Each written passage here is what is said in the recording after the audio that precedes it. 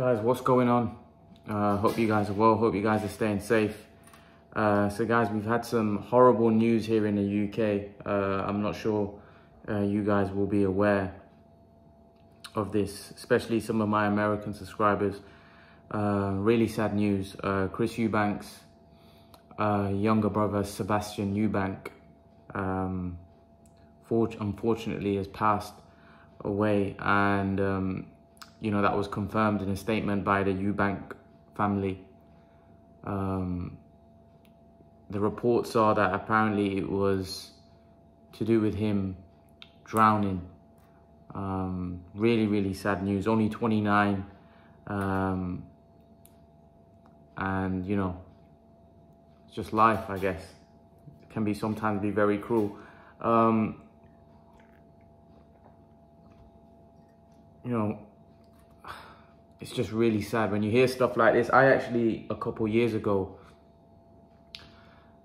had one of my dad's close mates' son passed away through drowning in a sea. He went too far. It was at night, and apparently there was a violent wave that came across. And unfortunately, there was his mate. He was with his mates. Nothing happened to any of them, but apparently he went a little bit further into the sea, and he got swept away. And about 1.5 days later, they found his body floating in the sea. And as you can imagine, for the father, it was devastating. And I'm pretty sure it's no different for the Eubank. So, you know, heartfelt condolences to all of them. I wish them all the strength, because that is you know, that is just horrible, you know, to hear that, you know, someone so young, someone's son. He was also a father. He had a wife. You know, it's just horrible news. Horrible news. I can't imagine what senior must be going through right now. Junior, Chris Eubank senior and junior must be going through right now. It must be devastating. Must be devastating. Like, you, especially when you lose somebody like that. It's, like I said, I don't think my dad's friend has ever recovered from that. You wouldn't, right? Losing your son, you wouldn't recover from something like that, ever.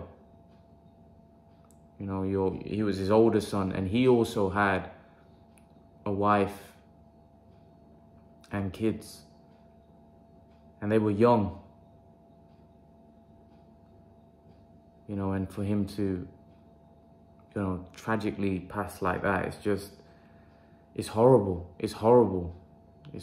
So like I said, man, I wish Eubank all the strength. Listen, Eubank, I know they're out there, but they're very, they're good people, you know, in the boxing industry, and they're very well respected. So yeah, it's just really sad.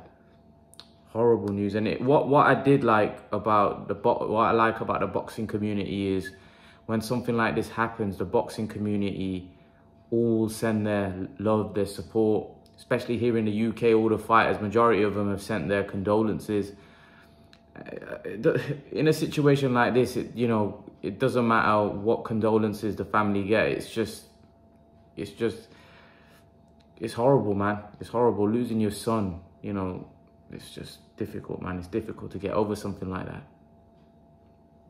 It's difficult, especially in that manner. Like, you know, someone had a long-term illness. It's hard as it is, but you're kind of expecting it, you know. But when someone tragically dies like that, it's so difficult. Like I said, I hope the Eubanks all the strength in the world. Really sad news. But guys, getting on to what I wanted to talk about in this video, and I thought I had to talk about this because obviously it was really sad news. And ever since I heard it, it brought back memories to you know, to touch on the Eubank stuff, my dad's friend's son's name was Imran as well. And I actually knew him. We used to, when we were young, we played cricket. He came to my house several times. We knew each other very well.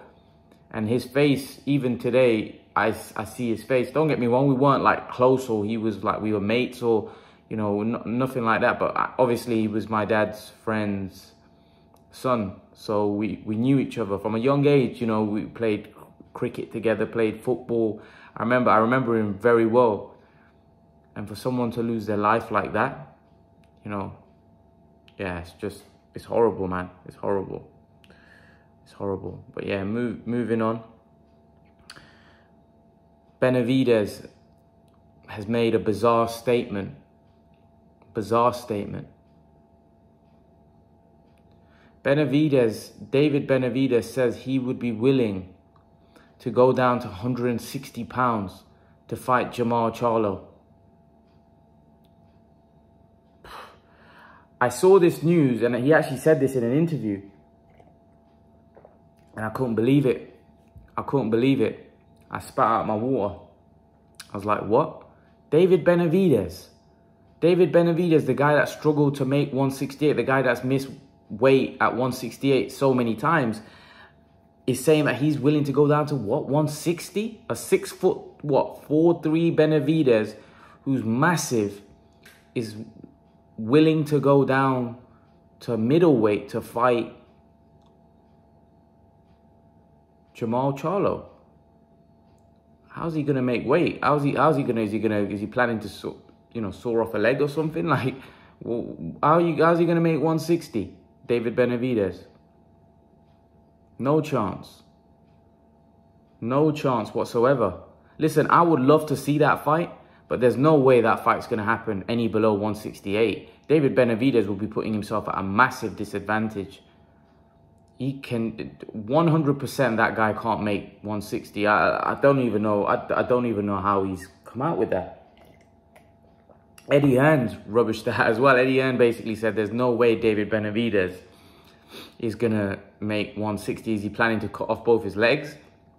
There's no way Benavidez can make that weight. He's too big. He's too big for even for super middleweight. He's massive. He's a big super middleweight. Huge super middleweight. Most people think he should be at light heavy.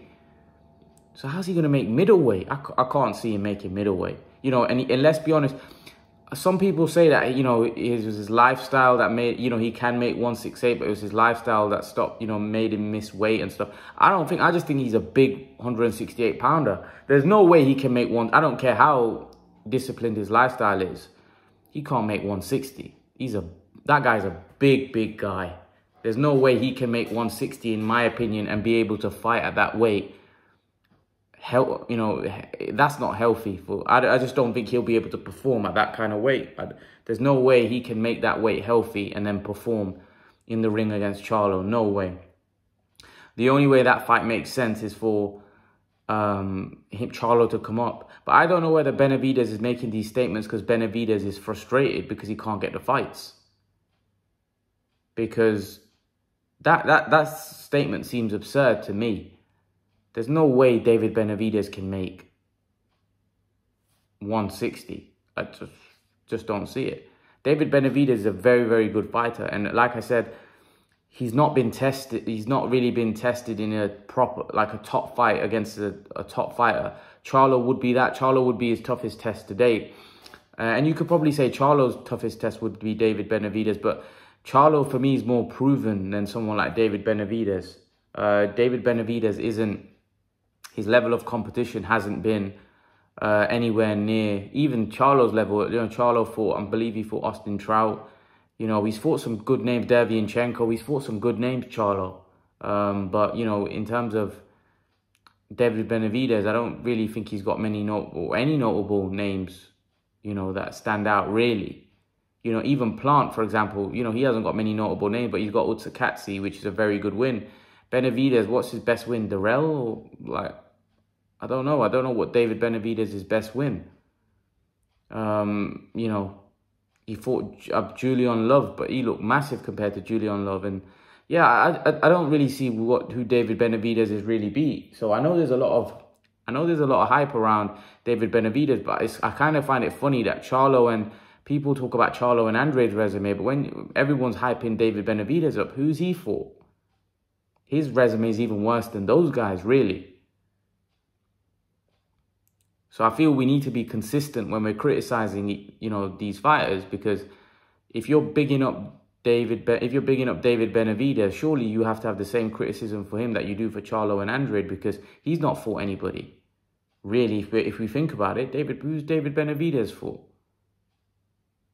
You know, so yeah, David Benavidez is a very good fighter, but you know, he needs to prove himself.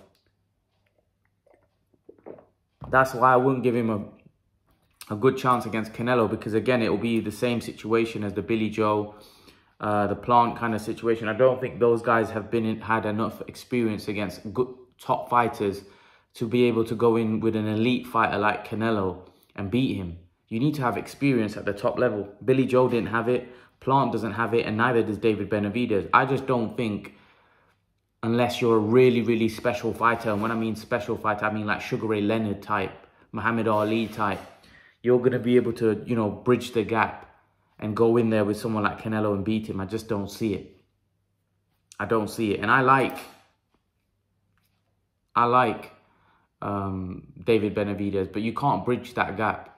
You know, he's not that good that he's going to be able to bridge the gap and beat someone like Canelo without the experience. You need to have the fights. You need to be well prepared before you go in the ring with someone like Canelo. And when I mean well prepared, you need to have the resume. You need to have fought the guys. You need to have the boxing skills, of course, which, listen, Benavidez has skills, but I don't believe he has the experience. And that's why I think he would get defeated against Canelo. But guys, what do you make of this? David Benavidez saying he wants to come down to 160 to fight Canelo Alvarez. I mean, not Canelo, sorry. To fight Charlo. Bizarre stuff. Bizarre stuff. I want to know what you guys think of that. I find that very, very bizarre.